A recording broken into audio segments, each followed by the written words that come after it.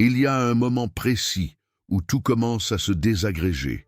Un instant où votre vie financière bascule d'un état de contrôle relatif vers un chaos qui semble incontrôlable. Le problème, c'est que ce moment ne ressemble pas à ce que vous imaginez. Il n'arrive pas avec un grand fracas, il ne s'annonce pas. Il s'installe doucement, presque invisiblement, comme une fissure dans un mur que personne ne remarque, jusqu'à ce que toute la structure s'effondre. La plupart des gens pensent que le chaos financier commence avec une grosse dépense imprévue, une perte d'emploi ou une urgence médicale. Et oui, ces événements peuvent accélérer la chute, mais ils ne sont pas le début. Le vrai début, c'est bien plus tôt. C'est quand vous commencez à perdre la notion exacte de combien vous gagnez, combien vous dépensez et surtout combien il vous reste vraiment. C'est ce flou qui marque le point de rupture. C'est là que tout se joue. Quand vous arrêtez de suivre votre argent avec précision, vous entrez dans une zone grise. Vous commencez à deviner, vous estimez, vous pensez que ça va aller, vous vous dites que vous n'avez pas besoin de vérifier parce que vous sentez que c'est sous contrôle. Et c'est exactement cette sensation trompeuse qui ouvre la porte au désastre.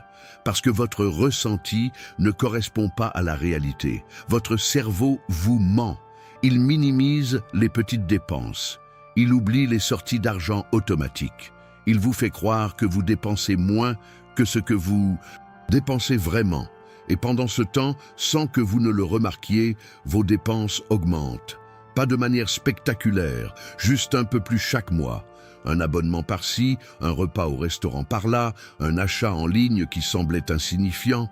Rien de grave en apparence, mais ces petites augmentations s'accumulent. Elles créent un écart entre ce qui entre et ce qui sort. Et cet écart, au début, est minuscule. Vous ne le voyez même pas, mais il grandit, mois après mois, et un jour, vous vous rendez compte que vous n'arrivez plus à joindre les deux bouts. C'est là que le cycle commence vraiment. Parce qu'au lieu de revenir en arrière et de comprendre où tout a dérapé, vous cherchez une solution rapide. Vous utilisez votre carte de crédit pour combler le manque. Vous puisez dans votre réserve d'urgence si vous en avez une. Vous empruntez à un proche. Vous décalez des paiements. Et dans votre tête, ce n'est que temporaire. Vous vous dites que le mois prochain, vous allez rattraper. Mais le mois prochain, c'est pareil, parce que vous n'avez pas changé le comportement qui a créé le problème. Vous avez juste mis un pansement sur une blessure qui continue de saigner. Et c'est comme ça que le chaos s'installe. Pas en un jour, pas avec un événement dramatique, mais avec une série de petites décisions floues, prises dans un état de semi-conscience financière. Vous ne savez plus exactement où vous en êtes. Vous ne vérifiez plus vos comptes régulièrement. Vous évitez de regarder vos relevés bancaires parce que vous avez peur de ce que vous allez y trouver. Et cette peur, cet évitement, c'est le signe que vous avez déjà franchi le point de rupture. Ce qui rend ce point de rupture si dangereux, c'est qu'il est silencieux. Il ne fait pas de bruit. Il ne vous alerte pas. Il s'installe dans votre routine quotidienne sans que vous ne changiez rien de visible dans votre vie. Vous continuez à vivre normalement. Vous allez au travail. Vous sortez avec des amis. Vous achetez ce dont vous avez envie. Mais en dessous de cette normalité apparente, la structure financière se fragilise. Et quand elle cède, tout s'effondre très vite. Le problème, c'est que la société nous a conditionnés à penser que gérer son argent, c'est compliqué, que c'est réservé aux experts, que ça demande des compétences spéciales. Alors on évite, on se dit qu'on s'en occupera plus tard, qu'on trouvera une solution quand ce sera vraiment nécessaire. Mais ce plus tard arrive toujours trop tard. Parce qu'à ce moment-là, le chaos est déjà installé. Les dettes se sont accumulées, les intérêts courent. Et sortir de cette situation demande beaucoup plus d'efforts que d'y entrer. La vérité, c'est que le point de rupture financier n'a rien de mystérieux. C'est juste le moment où vous perdez la clarté. C'est quand vous passez de « je sais exactement où j'en suis » à « je pense que ça va ». Et ce glissement, aussi petit soit-il, change tout. Parce que quand vous ne savez pas où vous en êtes, vous ne pouvez pas prendre de bonnes décisions. Vous réagissez au lieu d'anticiper. Vous subissez au lieu de contrôler. Et le pire, c'est que ce point de rupture, tout le monde le traverse. Riche ou pauvre, salarié ou entrepreneur, jeune ou vieux. Ce n'est pas une question de revenus, c'est une question de conscience, de présence, de discipline mentale. Vous pouvez gagner beaucoup d'argent et franchir ce point de rupture si vous ne suivez pas votre argent avec rigueur. Et vous pouvez gagner peu et rester en contrôle si vous savez exactement où va chaque euro. Alors, comment reconnaître que vous avez franchi ce point? Il y a des signes, des petits indicateurs que votre cerveau essaie d'ignorer, mais qui sont là. Vous ne vous souvenez plus de la dernière fois où vous avez vérifié votre solde bancaire. Vous êtes surpris quand un prélèvement automatique passe. Vous utilisez votre carte sans vraiment savoir combien il vous reste. Vous vous dites « ça devrait passer » au lieu de « je sais que j'ai l'argent ». Vous évitez de penser à vos finances parce que ça vous stresse. Vous repoussez des décisions financières parce que vous n'êtes pas sûr de pouvoir les assumer. Si vous reconnaissez un ou plusieurs de ces signes, vous êtes probablement déjà au-delà du point de rupture. Et ce n'est pas une condamnation, c'est juste une réalité. La bonne nouvelle, c'est qu'il est possible de revenir en arrière. Pas facilement, pas rapidement, mais c'est possible.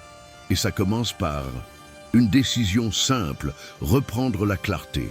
Reprendre la clarté, ça veut dire arrêter de deviner et commencer à savoir. Ça veut dire ouvrir vos comptes bancaires, même si ça fait peur. Ça veut dire lister toutes vos dépenses, même les petites. Ça veut dire calculer exactement combien vous gagnez et combien vous dépensez chaque mois. Pas approximativement, exactement. Parce que c'est cette précision qui crée la conscience. Et c'est cette conscience qui vous permet de reprendre le contrôle. Beaucoup de gens résistent à cette étape parce qu'ils ont peur de ce qu'ils vont découvrir. Ils préfèrent rester dans le flou, dans l'illusion que tout va bien, plutôt que d'affronter la vérité. Mais cette illusion a un coût énorme. Elle vous empêche de voir les fuites, elle vous empêche de corriger le tir. Elle vous maintient dans un cycle où vous travaillez dur, vous gagnez de l'argent, mais vous ne progressez jamais, parce que tout s'échappe sans que vous ne sachiez où ni comment. Et c'est là que beaucoup de gens se trompent.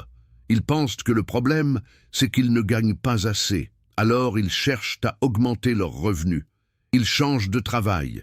Ils demandent une augmentation. Ils lancent une activité secondaire. Et souvent, ça marche.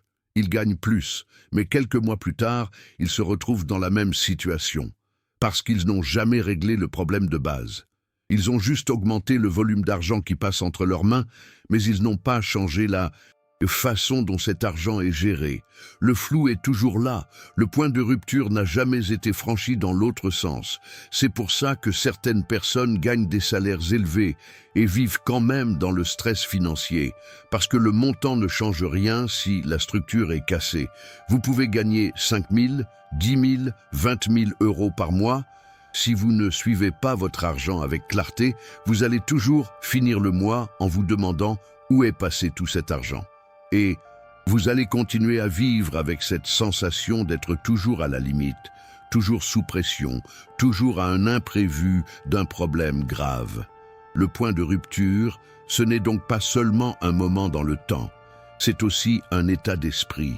C'est l'acceptation tacite que vous n'avez pas besoin de tout contrôler, que vous pouvez laisser aller, que ça va se gérer tout seul. Mais l'argent ne se gère jamais tout seul. Jamais. Si vous ne le gérez pas activement, consciemment, il disparaît. Point final. Et cette disparition, elle ne se fait pas de manière égale. L'argent ne s'évapore pas uniformément. Il s'échappe par des fissures précises, des abonnements que vous avez oubliés, des achats impulsifs qui semblent petits mais qui, accumulés, représentent des centaines d'euros par mois, des frais bancaires que vous ne contestez jamais, des promotions qui vous font acheter des choses dont vous n'avez pas besoin, des sorties sociales que vous ne pouvez pas vraiment vous permettre, mais que vous faites quand même pour ne pas dire non. Toutes ces petites fuites créent un trou béant dans votre budget, et ce trou, vous ne le voyez pas tant que vous ne regardez pas avec attention. Alors oui, reprendre la clarté demande du courage. Parce que ça veut dire affronter la réalité, ça veut dire accepter que vous avez peut-être fait des erreurs, que vous avez peut-être perdu le contrôle, que vous êtes peut-être dans une situation plus délicate que ce que vous vouliez admettre. Mais c'est seulement en acceptant cette réalité que vous pouvez commencer à la changer. Tant que vous restez dans le déni, dans le flou, dans l'évitement, rien ne change. Le chaos continue de s'installer, les dettes continuent de grossir, le stress continue de monter. Et ce stress, il ne reste pas confiné à vos finances. Il contamine tout le reste de votre vie. Il affecte votre sommeil, il affecte vos relations, il affecte votre santé, il affecte votre capacité à profiter de quoi que ce soit. Parce qu'au fond de votre esprit, il y a toujours cette inquiétude, cette question qui revient sans cesse. Est-ce que je vais y arriver ce mois-ci? Et cette inquiétude, elle vous épuise, elle vous vide de votre énergie. Elle vous empêche d'être pleinement présent dans votre vie. C'est pour ça que le point de rupture financier n'est pas juste une question d'argent, c'est une question de qualité de vie, c'est une question de liberté, parce que quand vous ne contrôlez pas votre argent, vous n'êtes pas libre. Vous êtes à la merci de chaque imprévu. Vous êtes obligé de dire oui à des situations que vous n'aimez pas parce que vous avez besoin de l'argent. Vous êtes coincé dans un travail que vous détestez parce que vous ne pouvez pas vous permettre de partir. Vous êtes prisonnier d'un système que vous avez vous-même créé sans même vous en rendre compte. Mais il y a une bonne nouvelle dans tout ça. Le point de rupture, aussi dangereux soit-il, n'est pas irréversible. Vous pouvez revenir en arrière. Vous pouvez reconstruire. Vous pouvez reprendre le contrôle. Et contrairement à ce que beaucoup pensent, ça ne demande pas de sacrifice extrême. Ça ne demande pas de vivre dans la privation. Ça demande juste de la clarté, de la conscience, de la régularité. Ça commence par un geste simple, ouvrir un fichier, une application, un carnet, peu importe, et noter tout, absolument tout ce qui sort de votre compte, chaque jour, chaque semaine, sans jugement, sans culpabilité, juste pour voir, pour savoir, pour comprendre. Et après quelques semaines, quelque chose se passe. Vous commencez à voir des patterns, des habitudes, des dépenses récurrentes que vous ne remarquiez même plus. Et vous réalisez que vous avez plus de contrôle que ce que vous pensiez. Parce que vous voyez enfin où va votre argent. Et c'est cette vision qui change tout. Parce qu'une fois que vous savez, vous pouvez décider. Vous pouvez choisir de garder certaines dépenses et d'en éliminer d'autres. Vous pouvez ajuster. Vous pouvez optimiser. Vous pouvez créer un petit espace de respiration dans votre budget. Et cet espace, aussi petit soit-il au début, c'est votre marge de sécurité. C'est votre coussin. C'est ce qui vous permet de ne plus vivre à la limite, de ne plus stresser à chaque fin de mois, de ne plus avoir peur de regarder votre compte. Le point de rupture, c'est donc aussi une opportunité de se réveiller, de reprendre conscience, de décider que vous ne voulez plus vivre dans le flou, que vous ne voulez plus subir votre situation financière, que vous voulez être acteur de votre vie et pas spectateur. Et cette décision, personne ne peut la prendre à votre place. Ni votre banquier, ni un conseiller financier, ni un livre de développement personnel. C'est vous qui devez décider de franchir ce point dans l'autre sens, de passer du chaos à la clarté. Et oui, ça demande des efforts, ça demande de sortir de votre zone de confort, ça demande de regarder des choses que vous préféreriez ignorer. Mais ces efforts, ils ne durent pas éternellement. Une fois que vous avez mis en place une routine de suivi, une fois que vous avez créé cette habitude de clarté, ça devient automatique. Ça ne prend que quelques minutes par jour. Quelques minutes pour savoir exactement où vous en êtes. Et ces quelques minutes vous font gagner des heures, des jours, des mois de stress et d'inquiétude. Alors, où est votre point de rupture? Est-ce que vous l'avez déjà franchi? Est-ce que vous êtes déjà dans cette zone grise où vous ne savez plus vraiment où vous en êtes? Ou est-ce que vous êtes sur le point d'y entrer en sentant que le contrôle vous échappe doucement? La réponse à cette question est importante, parce qu'elle détermine ce que vous devez faire maintenant. Si vous êtes avant le point de rupture, Votre mission est simple, ne jamais le franchir. Maintenez la clarté. Suivez votre argent avec rigueur. Ne laissez jamais le flou s'installer. Et si vous êtes déjà après le point de rupture, votre mission est tout aussi claire. Revenir en arrière, reprendre la clarté, reconstruire la structure. Pas demain, pas la semaine prochaine, maintenant. Parce que chaque jour que vous passez dans le flou rend le retour plus difficile. Les dettes grossissent, les intérêts s'accumulent, les mauvaises habitudes se renforcent, et plus vous attendez, plus le chemin du retour est long.